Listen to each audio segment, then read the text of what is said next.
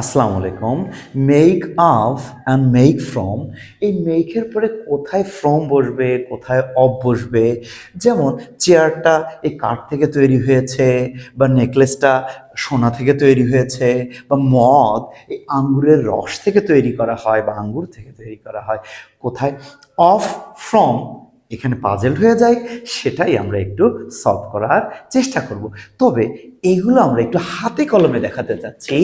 সেটা হচ্ছে, আপনারা দেখতে পাচ্ছেন প্লাস্টিকের দুটো পট রয়েছে। তো একটু দেখি এই প্লাস্টিকের পটটা আসলে কি দিয়ে তৈরি, একটু বোঝার চেষ্টা করি। আসলে কিছু কি বোঝা যাচ্ছে যে এটা কি দিয়ে তৈরি হয়েছে বা এর মূল উপাদানটা কি? এগুলো আমরা বুঝতে পারছি না। যে this plastic is made of petroleum, এই পেট্রোলিয়াম থেকে কিন্তু এই প্লাস্টিক আসলে তৈরি হয়। এটা আমরা একটু তথ্য পেলাম। তো এই ক্ষেত্রে কি হবে? সেক্ষেত্রে যখন কোনো কিছুর বোঝা যায় না যে কোন উপাদান থেকে তৈরি, এবং যেটা কি হয়েছে, এটা এখানে প্রসেসড হয়েছে, ওই পেট্রোলিয়াম এখানে চেঞ্জ হয়ে গেছে, পেট্রোলিয়ামের ট্রান্সফরমেশন হয়েছে। পেট্রোলিয়াম যে রূপে ছিল সেইটা কিন্তু এই রূপে নেই। এখন এখানে প্রসেস এসেছে, চেঞ্জ এসেছে, ট্রান্সফরমেশন এসেছে, মূল অরিজিনাল শেপটা নাই।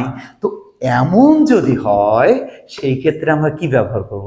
সেই ক্ষেত্রে আমরা ব্যবহার করব হচ্ছে ফ্রম। যখন পরিবর্তন হবে, প্রসেসড হবে, চেঞ্জ আসবে, সেই ক্ষেত্রে আমরা ব্যবহার করব ফ্রম। সো কি বলতে পারি? This plastic is made dash petroleum. কি হবে? This plastic is made of petroleum. আবার আমরা আরেকটু দেখি, সেটা হচ্ছে পেপার। এই কাগজটাও কি দিয়ে তৈরি হচ্ছে আমরা বুঝতে পারছি না। তাহলে এর মূল উপাদান কি সেটা আমরা বুঝতে পারছি না। বা এই পরিবর্তন এসেছে এখানে, প্রসেসড হয়েছে, এখানে ট্রান্সফরমেশন হয়েছে। যদি আমরা বলি এই পেপারটা, this paper is made from or of wood, wood থেকে তৈরি হয়েছে, তাহলে কি হবে?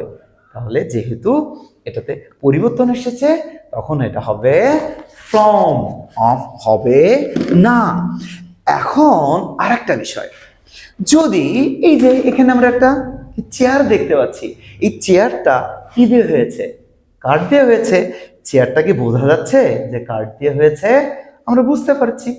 এখানে কি অনেক বেশি পরিবর্তন এসেছে? না। এইটা কি আমরা আগের শেপটা বা মূল উপাদানটা বুঝতে পারছি? হ্যাঁ, বুঝতেই তো পারছি। তাহলে সেই ক্ষেত্রে আমাদের ফ্রম হবে না, সেই ক্ষেত্রে হবে পূর্বে যেটা আমরা দেখলে আমরা বুঝতে পারি কি থেকে তৈরি, বা সেখানে অনেক ট্রান্সফরমেশন হয়নি, অনেক বেশি প্রসেসড হয়নি, এবং যে মেটেরিয়াল, বেসিক মেটেরিয়ালটা আমরা বুঝতে পারি, সেখানে হবে কি? ফ্রম। সেখানে হবে অফ। তাহলে এখন আমরা একটু সলভ করার চেষ্টা করি। The chair is made dash would, এই চেয়ারটা কাঠ থেকে তৈরি, তাহলে কি এখানে আমাদের হবে অফ।